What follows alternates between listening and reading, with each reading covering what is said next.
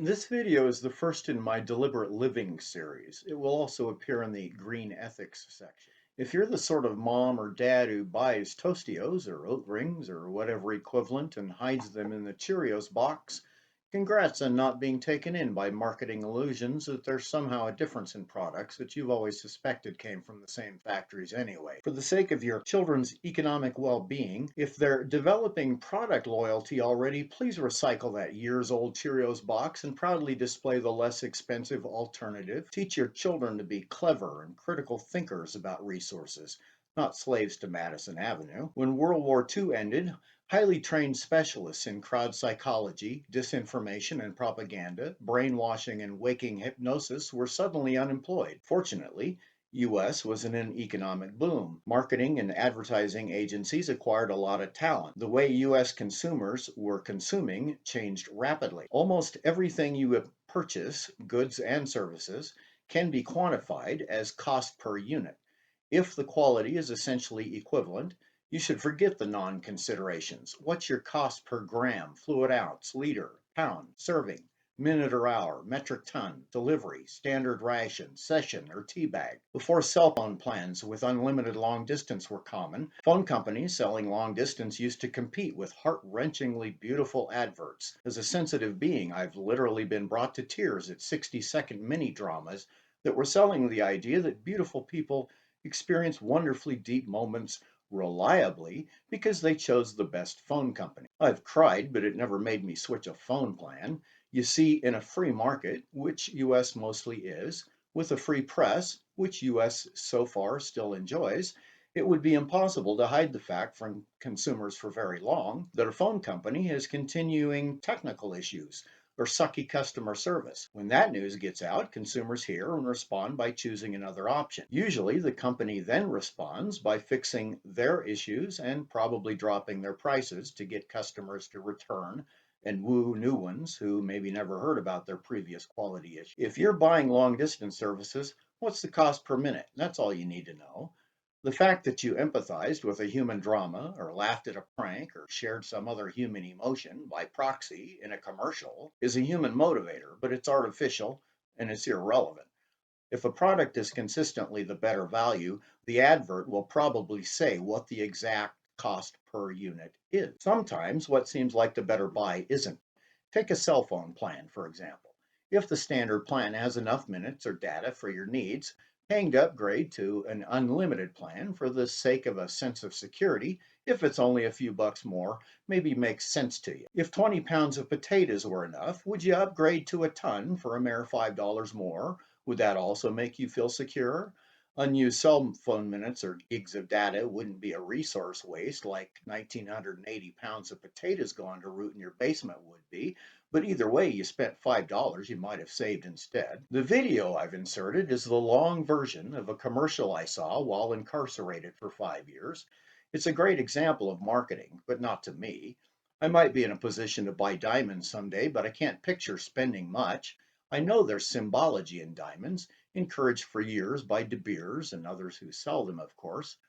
If a man can afford a diamond, he's probably a good provider. But to me, it's just carbon, after all, pretty common in a carbon based environment. This commercial speaks primarily to men in a stable relationship. You don't see him because this is point of view. He's you. And this is your beautiful wife raising your above average offspring. Notice that the one or two times in the video she's not smiling and experiencing great joy at her wonderfully well appointed lifestyle, she's thoughtful, possibly pensive, but you, point of view, can magically grab her loving attention again by simply sneaking up behind and placing diamond jewelry around her neck.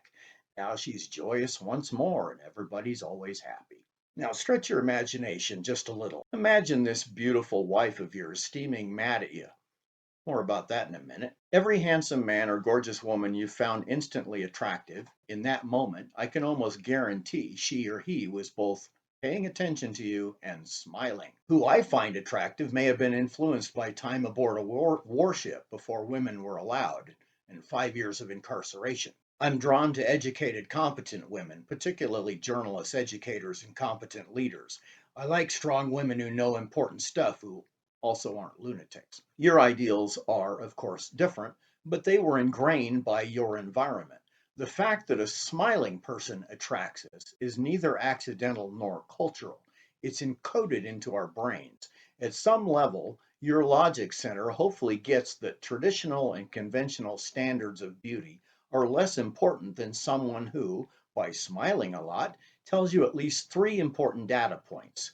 They like you, they aren't so damaged they're incapable of being happy, and they aren't in such poor health and pain that smiling is difficult and infrequent. If you want to live a happy life, be with people who like you, maybe love you for who you are. Obviously, be yourself around people who are important to you because you'll never manage to act your ideal self forever.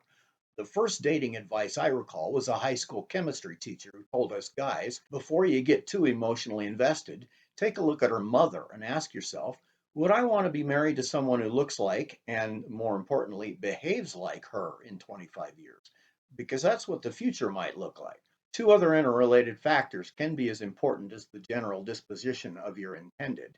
These can sometimes be tricky for two people to discover about each other if they don't cohabitate while deciding. Speaking plainly, you want to know if you'll be living with a slob you'll always have to clean up after. Also, don't assume we all share the same hygiene habits. If you meet a person raised in poverty with a perfect set of teeth, you might want to know details. A person with a full set of dentures because they never brush their teeth is probably still going to have poor oral hygiene and may never change. Choose wisely based on facts. The joyous woman in the video is an actress. On this planet, few of us live enchanted, problem free lives.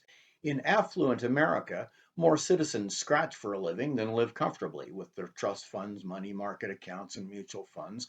This fact has implications for the true nature of beauty.